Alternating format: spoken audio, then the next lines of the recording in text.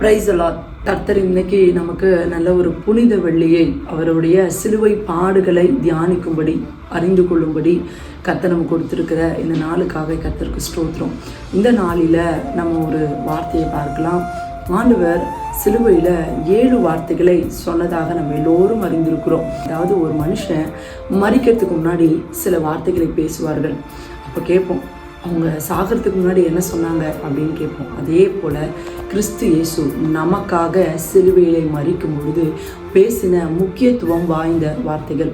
முதலாவது வார்த்தை லூக்கா புஸ்தகத்தில் 23ஆம் அதிகாரம் 34ஆம் வசனத்தில் சொன்னது, பிதாவே இவர்களுக்கு மன்னியும், தாங்கள் செய்கிறது இன்னதென்று அறியாதிருக்கிறார்கள் என்றார். அவர்கள் செய்கிற காரியம், சிலுவையில் அவரை அறைய ஒப்பு கொடுத்து அவருக்கு அந்த தண்டனையை வாங்கி கொடுத்த பரிசேயர்கள், சதுசேயர்கள், அங்கே கூட இருந்த மற்ற ஜனங்கள், அவங்க செய்கிறது என்னன்னு அவங்களுக்கு தெரியல. ஏன்னா அவர்கள் பாவங்களை மன்னிக்க வந்த இயேசு அவர் தான் அவங்களுக்கு தெரியாமல் இருந்தது. சிலுவை மரணத்திற்கு ஒப்பு கொடுத்தார்கள். ஆனாலும் தனக்கு அப்படி செய்தவர்களை அவர் கிருபையாய் மன்னித்தார். 2வது வார்த்தை லூக்கா 23:43, இன்றைக்கு நீ என்னோடு கூட பரதேசியில் இருப்பாய் என்று மெய்யாகவே உனக்கு சொல்லுகிறேன் என்றார். அதாவது கூட 2 கள்ளர்களை அறைந்திருந்தார்கள். அதுல ஒரு கள்ளன் அவரை விசுவாசித்தான். பாருங்க, அவர் ராஜாவா இருக்கும் பொழுது பார்த்து விசுவாசிக்கல.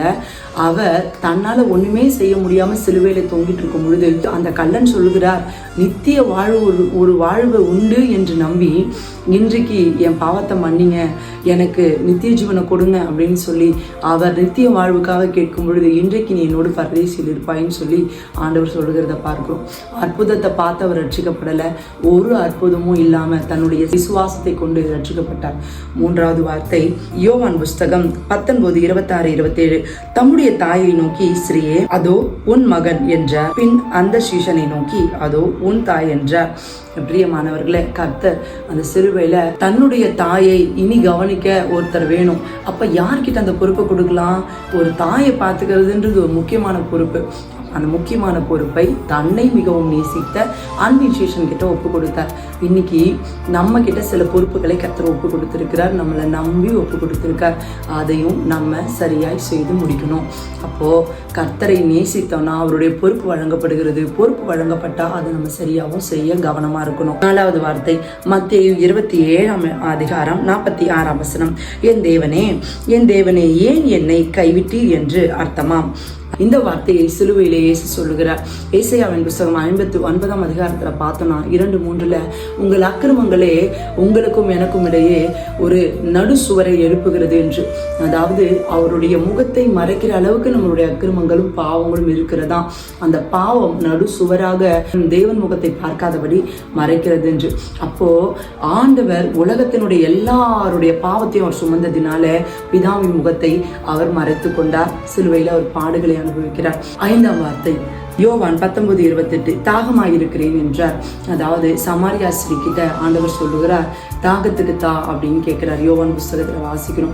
அப்போ அந்த 4ஆம் அதிகாரத்துல நடந்த சம்பவத்தை நம்ம அறிந்திருக்கிறபடி அவருடைய தாகம் ஆத்ம தாகமா இருந்தது. அவளுக்கு பரிசுத்த ஆவியே தெரியாது, இயேசு கிறிஸ்து இவர்தானு தெரியாது, எதுவுமே தெரியாதப்ப அவளை குறித்து அவர் எல்லாவற்றையும் விவரமாய் சொன்னார் என்று பட்டணத்திற்குள்ள ஓடி ஜனங்கள் எல்லாரையும் இயேசு வண்டைக்கு கொண்டு வருகிறார். அப்போ கிறிஸ்து இயேசுனுடைய தாகம் என்னன்னு கேட்டா அழிந்து போகிற ஆத்துமாக்களை அழிவிலிருந்து நம்ம மீட்டெடுக்கணும். அப்படிதான் அவருடைய தாகத்தை நம்மளால தீர்க்க முடியும். 6வது வார்த்தை எல்லாம் முடிந்தது யோவான் 19:30, இதுக்கு பிறகு சிலுவையில முடிக்க வேண்டியதற்கு ஒண்ணுமே இல்லை, எல்லாவற்றையும் முடித்து தீர்த்தார். என்னென்ன முடித்தார்? சாபங்கள் முடிந்து போயிற்று, வியாதிகள் முடிந்து போயிற்று, நம்மளுடைய பொருளாதார கஷ்டங்கள் முடிந்து போயிற்று, எல்லா விதமான பிசாசின் கட்டுகள் கிரியைகள் எல்லாம் ஒழிந்து போயிற்று. இனி நம்ம எதையுமே சுமக்க வேண்டியதில்லை. அக்கிரமத்தையும் பாவத்தையும் சுமந்துட்டு இருந்த நம்மளை இன்னைக்கு அவர் எல்லாவற்றையும் சுமந்து எல்லாவற்றும் விடுதலை கொடுத்து, முக்கியமா பாவம் செய்கிற ஆத்மா சாகவே சாகும். ஆனா இப்ப நமக்காக அவர் மரணத்தை ருசி பார்த்ததுனால நம்ம இன்னைக்கு நித்திய ஜீவனுக்கு பங்குள்ளவர்களாய் மாறிட்டோம். அதனால எல்லாம் முடிந்ததுன்னு அவர் சொன்னாரு. 7வது வார்த்தை லூக்காவின் புஸ்தகம் 23:46, பிதாவே உம்முடைய கையில் என் ஆவியை ஒப்புவிக்கிறேன்.